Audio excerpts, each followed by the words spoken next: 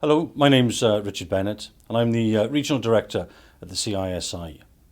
And this video is going to be covering off the ESMA Knowledge and Competence Guidelines for the qualifications and the CISI solution for those firms that are trying to meet these guidelines, which sit under MiFID 2, which is implemented in the 3rd of January 2018.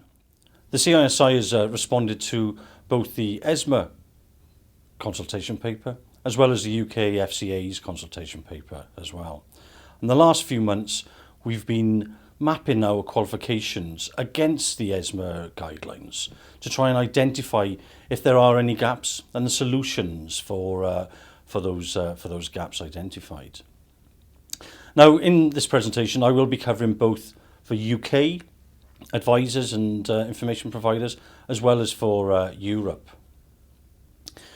In the UK, the FCA have brought out their response to the ESMA guidelines, and it's very clear what is required. Europe, probably a little bit more hazy. As for starters, there are a number of regulators, of course, and not all those regulators have actually come out and defined what is actually required under the ESMA guidelines. It's rare that any of the regulators actually have a list of appropriate qualifications. Now, there are some exceptions to that. So in Italy and in Portugal, for instance, they have come out and said that as long as you meet the ESMA guidelines in full, then that is fine for them. And Spain have actually gone a little bit further, where they've said, actually, for those people who are taking qualifications, they must have at least 150 guided learning hours for advisors, and at least 80 hours for information providers. As for the Institute's solutions for qualifications, I'll be covering both retail and wholesale. And first of all, I'll be covering information providers in the retail space. Now, in the UK, our solution is the Introduction to Securities and Investments, which is a level 3 qualification, 1 hour, 50 multiple choice questions. I mentioned earlier that we were mapping our qualifications, and we've actually mapped the intro, and for anyone who's taken the qualification from the 1st of August, it is fully ESMA compliant. The workbooks are now covering all the elements that are required under the guidelines. Now I'm sure you're thinking, what about those people who've taken the qualification pre the 1st of August 2017? Well, we've identified there are 2 very small gaps. And our solution for that is just 2 paragraphs which are now available on our website. So if you go into the Introduction to Securities and Investments section of our website, then you'll find those 2 paragraphs available. And all you have to do is make sure that your individuals have actually read those 2 paragraphs, and you've actually recorded that as well. Our colleagues in Europe then is the International Introduction to Securities and Investments. And that has actually been fully ESMA compliant for some time now. As for investment advisors for the UK on the retail side, then good news. Those of you who already got your staff through the RDR requirements fully exceed the ESMA guidelines. So therefore, if people have taken one of the CISI's RDR compliant qualifications, like the IAD, the Investment Advice Diploma, or the LSC with gap fill, PCAM with gap fill, or the IAC qualification with gap fill.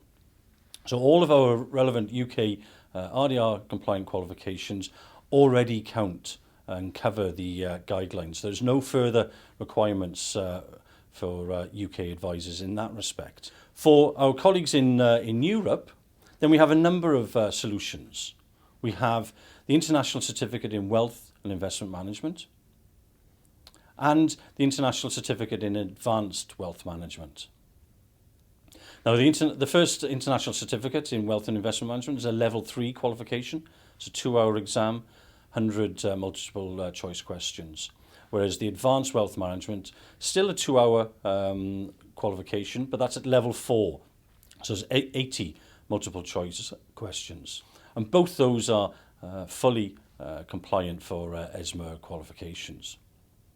Interestingly, a number of UK clients have actually used the International Certificate in Wealth and Investment Management for their wealth advisors, their wealth assistants who are actually going through the process as a bit of a stepping stone up to the RDR qualifications like the IAD. And actually in Europe, although I've said the IAD is very much for UK based, if you have colleagues, advisors in Malta, Malta actually are one of the regulators that have a list of recognised qualifications, and the IAD is actually on that list. And of course, I mentioned Spain earlier. Spain are actually in the process of developing a list of appropriate qualifications, and it's not surprising to hear that the Institute will actually be putting all of these qualifications that we're listing for that recognition. As for the wholesale sector, for information providers, it doesn't change. It still is the introduction to securities and investments. But for investment advisors, this is where it gets a little bit more detailed. Our solutions are qualifications like the Certificate in Securities, Certificate in Derivatives and Financial Derivatives, or the Certificate in Corporate Finance. But what we must be aware of is that it can't be just one unit, i.e. the securities or derivatives, or the regulatory paper. It must be a combination of the two. So it must be securities or derivatives with the regulatory paper, because we've mapped each of the individual qualifications, and for some of those the gaps identified are between 40 and 35%. But as a combination, then they fully map the ESMA guidelines, so therefore are ESMA compliant. Now, for the majority of individuals taking our certificate qualifications, they actually do take the two papers at the same time. So there's no problem. But we are aware that there are some firms that have made their advisors just take the regulatory paper or maybe the technical unit. And if you are one of those firms, then do get in touch with us, because then we can identify the gaps that you need to cover to meet the requirements. Now, the mapping of qualifications isn't a quick exercise, and we're currently in the process of mapping our registered representative exams. And hopefully that information will be available very shortly. But we're interested to hear from you, from the firms, of any other qualifications that you would like us to look at mapping. For instance, the securities qualifications that I mentioned, we've actually mapped back to 2013. So anyone who's taken the exams from 2013 onwards, they'll be fine. And that includes those currently going through the grad programme at present. And we've only gone back as 2013 because that's what our clients have asked us. So if there are any other qualifications, and they've got to be CISI qualifications, then let us know and we'll look to see if we can map those. And if we do identify any gaps, then we will be looking to offer a solution, or working with training providers who will be able to offer those solutions. And one of our solutions may actually be through professional refresher modules. So that's the solutions for the Institute for meeting the ESMA guidelines for qualifications.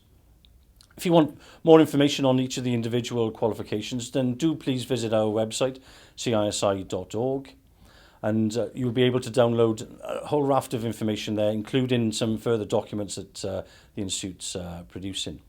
If you do have any queries at all, then please do get in touch with us. Thank you.